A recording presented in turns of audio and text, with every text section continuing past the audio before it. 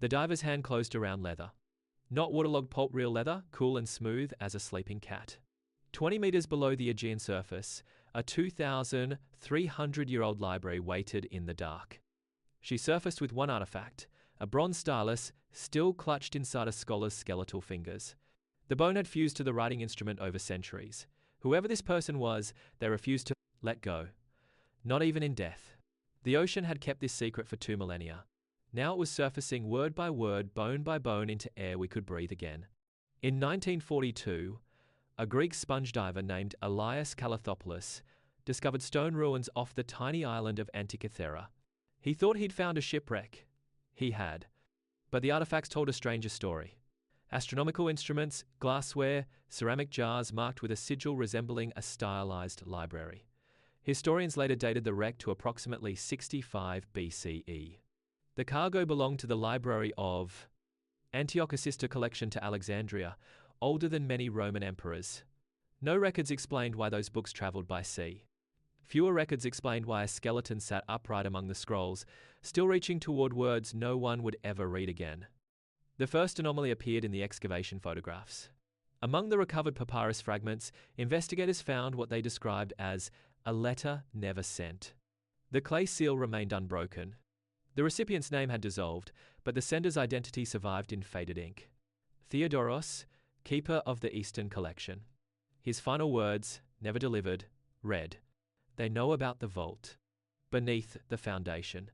We must move the truth before the sea does," dated 3 days before the ship sank. Theodoros wrote a warning. He never delivered it. Something aboard that vessel, fear, betrayal, or a storm, silenced him permanently.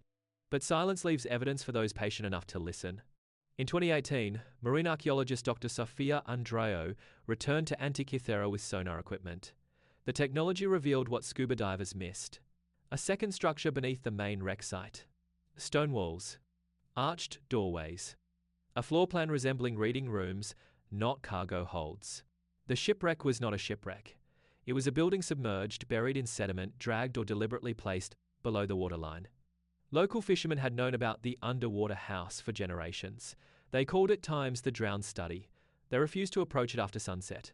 They spoke of the librarian who stayed. The Hellenic Ministry of Culture dispatched a team in 2019. Their official report described a collapsed Hellenistic structure of uncertain function. They recovered 47 papyrus fragments, 3 bronze instruments, and human remains belonging to at least 6 individuals. The forensic anthropologist noted something peculiar. The skeleton nearest the entrance had arms extended forward, not in defense, but in the position of someone guiding others. The body's posture suggested calm. Purposeful calm. Theodoros, the keeper who never sent his letter, had apparently shepherded people toward that doorway. Toward safety, or toward something else entirely, the report did not speculate. Among the recovered objects, one defied explanation. A small bronze box, watertight due to a sophisticated sealing mechanism, contained 47 glass slides. Each slide held a pressed leaf, not papyrus, but something organic. Botanical analysis identified the species as times Cinnamomum camphora, camphor wood, extinct in the eastern Mediterranean since the 3rd century BCE. The wood had preserved something beneath it, coded text invisible to the naked eye. Dr. Andreou's team spent 18 months decoding the script. What emerged was not Greek. It was not any known ancient language. Linguists described it as structurally similar to Linear A, but with consistent grammar rules Linear A lacks. A language no living scholar can fully translate. Mainstream archaeology offers a sensible narrative. The Library of Antioch faced Roman conquest in 65 BCE. Scholars loaded irreplaceable texts onto ships for evacuation. A storm sank the vessel near Antikythera. The structure discovered in 2018 was likely a warehouse or processing facility, not a true library. The human remains belonged to fleeing refugees, not specialized librarians. The coded text, proponents argue, may represent shorthand, a trade pigeon, or scribal notation lost to time. The camphor wood slides were preservation experiments advanced for their era, but not miraculous. These explanations satisfy Occam. They do not explain why Theodoros stayed behind to write a warning about a vault. They do not explain the guided posture of those skeletal remains. 3 details trouble researchers who look closely. First, The building's foundations show chisel marks facing inward, not outward. The structure was not constructed underwater. It was lowered deliberately. Second, sediment analysis reveals the site was bone dry when construction began. The sea level rose around it, covering what humans built on land. Third, Theodoros's letter mentioned the vault beneath the foundation. The official excavation reached bedrock at 6 meters. They did not dig deeper. They reported the site fully investigated. Yet no team returned. No proposal to continue drilling has received funding. Someone, somewhere, decided that the drowned study had given up all its secrets. Consider an uncomfortable question. What if the library was not evacuated but interred?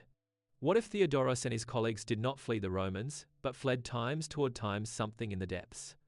The coded texts describe a location where water remembers stone. The camphor slides may not be random preservation experiments. Camphor repels moisture, insects, decay. Theodoros packed those slides with obsessive care because they contained the library's true purpose records. It was guarding a threshold. And the vault beneath the foundation may still be sealed, waiting for someone willing to descend past 6 meters into darkness. Today, the Antikythera site is closed to civilian diving.